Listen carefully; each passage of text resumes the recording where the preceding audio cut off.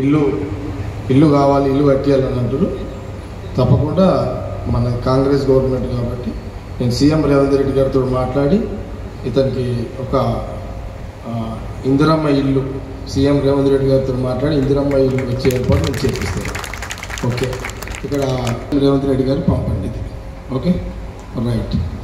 అయితే నేను పర్సనల్గా మనకు అందరికీ కళ్ళు ఉన్నాయి, మనం వేయడం సంపాదించవచ్చు.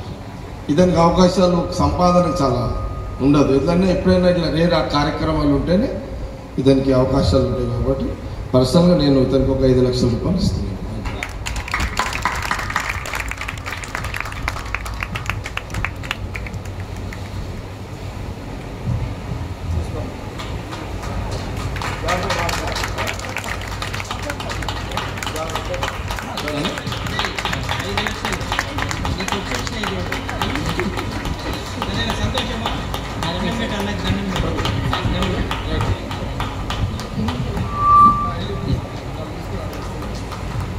అన్న ఈ అబ్బాయికి 5 లక్షలు ఇచ్చిండు.